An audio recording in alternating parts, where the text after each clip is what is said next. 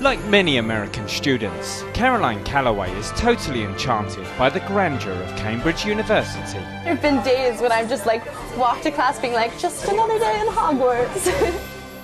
And she's amazed by its ancient and often bizarre traditions. I'm still working on convincing my American friends that these things actually happen. Now, by sharing her experiences on Instagram, she's racked up 300,000 followers and secured a book deal. 23-year-old New Yorker Caroline Calloway moved to prestigious Downing College a year ago and has found herself swept up in the thrill of her new life. Oh my gosh, I live in a constant state of embarrassing excitement here. My British friends, they've been forced to get used to it at this point because it's clear that this isn't going away, that this wasn't a temporary Freshers Week condition. This is just, it's in England now part of my personality, just how I am. Go back to New York, pretend to be all cool, come here and just all but run around screaming, shaking my hands. And she shared her journey with her 300,000 Instagram followers. My Cambridge blog is sort of inherently counterintuitive because it's on Instagram, which of course is not a word-based platform, it's for images. But I realized that Instagram has an incredibly high caption limit. And so I just started writing what started as these sort of one-off jokes with pretty pictures. I tried to write all the stories all the details that you can't fit into that perfect, heavily filtered Instagram picture. And started sharing more and more personal things. It's always been my dream to be a writer.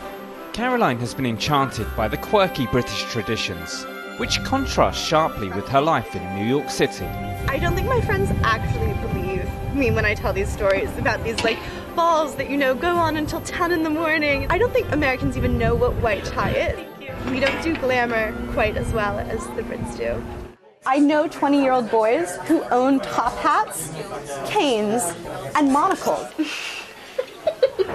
Her fellow students were quick to take her under their wing. I met her in the college bar and she was wearing this leopard print coat and I was playing pool and I think I sort of knocked her with my pool stick and then we became friends.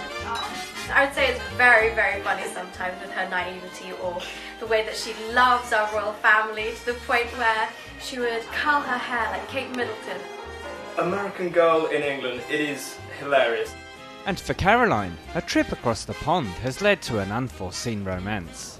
I met my boyfriend at St. Edmunds, which is the college we went to. We live next door. So I literally got to be the girl next door, so life goal fulfilled. In every American movie, it's always American girl, British guy. So I think that sort of plays in the back of your head, as all movies do. But I definitely didn't come to Cambridge to find a boyfriend. American men, let's see, they wear pajamas a lot more. They're much better at beer pong. I think they're much more direct, much less shy. They don't have any of the Hugh Grant charm. Now Caroline is writing a book about her Cambridge experiences, which will be published next year. I'm just finished my first book. It needs a lot of editing, it needs a lot of help, but I'm so excited about it. It's a collection of what I hope are funny non-fiction essays about my time in England, and they're all autobiographical, all true.